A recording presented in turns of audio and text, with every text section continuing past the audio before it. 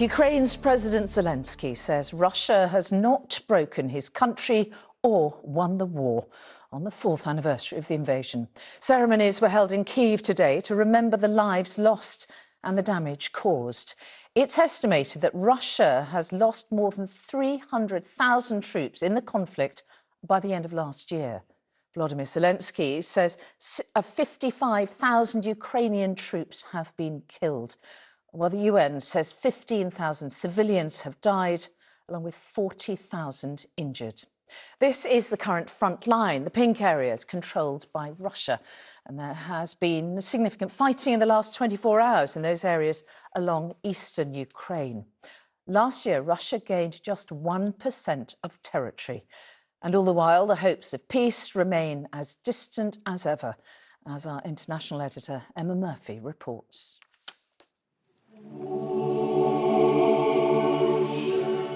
4 years ago, the Russians were hunting him down and wanted him dead.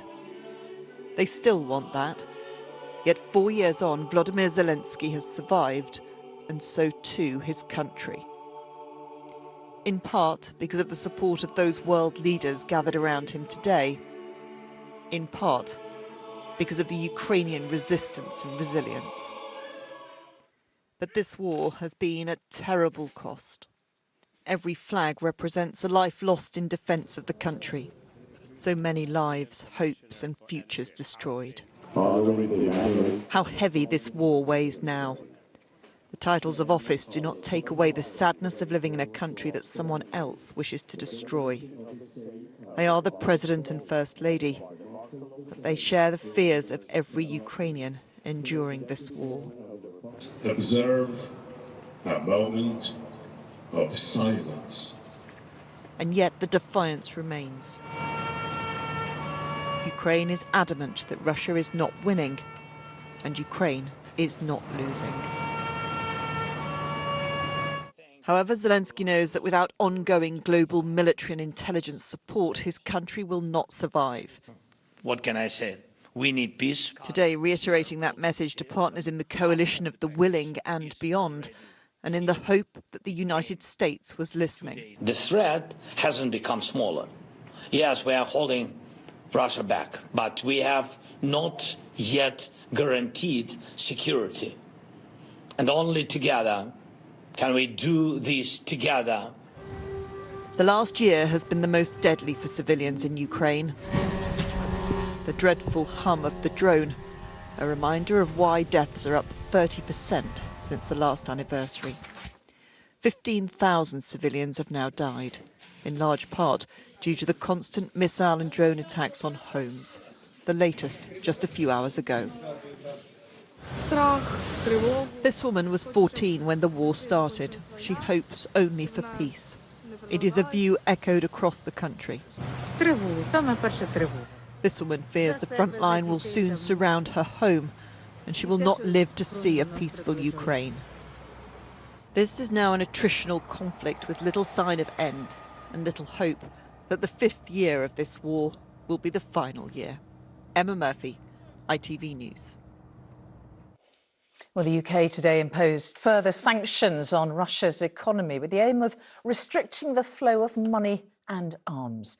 The government also announced an increase in crucial military support to Ukraine, including missiles to help defend against Russia's aerial attacks. Ahead of today's anniversary, ITV News filmed with Ukrainian helicopter pilots who've shot down hundreds of drones like those we saw in Emma's report. Our Europe editor James Mates has this special report. In the skies above central England, some of Ukraine's top helicopter pilots are being trained on machines far superior to the Soviet-era airframes they're used to. They're not being taught to fly, but how to teach others to fly back home on the front lines of war. The RAF taking the lead in a new European contribution to Ukraine's war effort. Some of the earliest help Britain was able to give Ukraine was teaching their servicemen modern fighting techniques on new weapon systems. But 4 years on, that teacher-pupil dynamic has changed, because when it comes to fighting a modern, well-equipped army, it is NATO that has a lot to learn.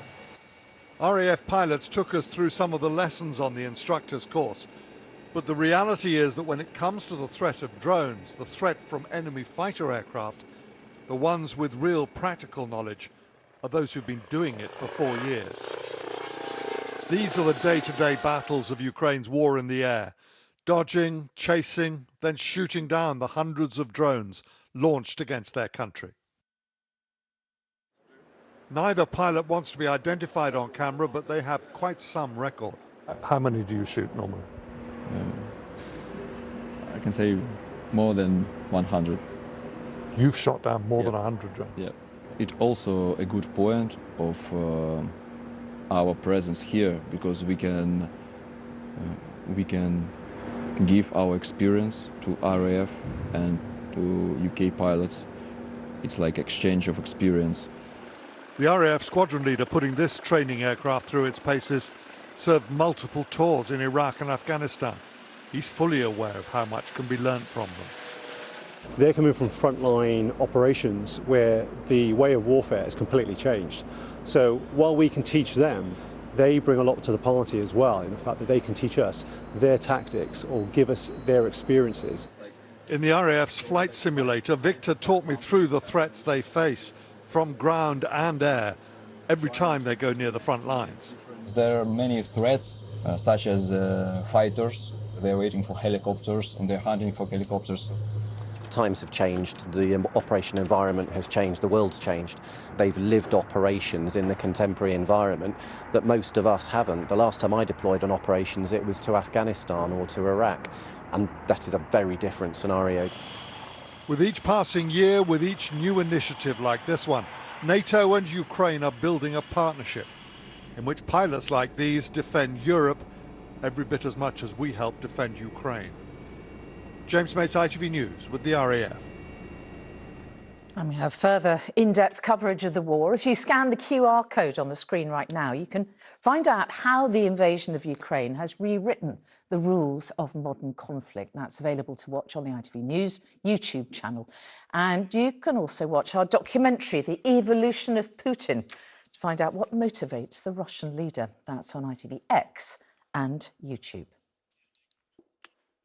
Now, as we've been hearing, commemorations have been taking place today, marking 4 years to the day since Russia's invasion of Ukraine. Special services have been held here in the capital to show solidarity with those forced to flee. Our reporter Frankie McCamley is at one event taking place in Trafalgar Square this evening. Hi, Frankie.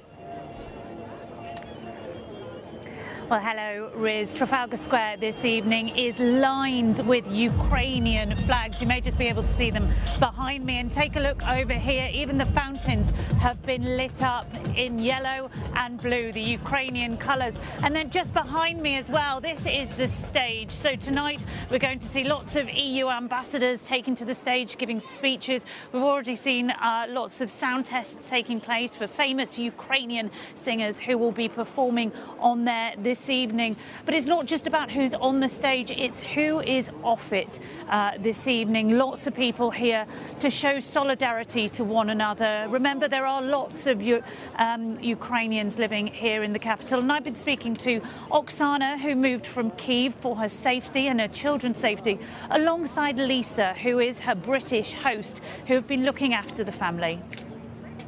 Oksana's the 5th guest I've had.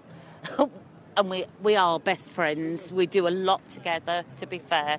I've loved every minute. I've supported a lot of things, and it's really important to be here tonight. It's very difficult emotionally, you know, it's very difficult psychically, because I every day check my telephone and check every chat and find information about Kiev, what happens next. It's very difficult because people need to help, people need to support.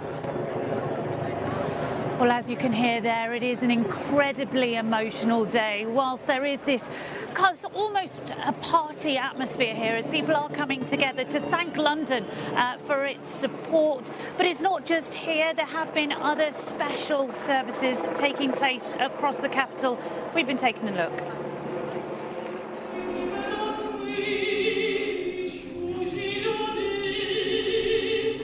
4 years of war has taken its toll on the community here at the Ukrainian Catholic Church in central London, coming together for a service with no lights on.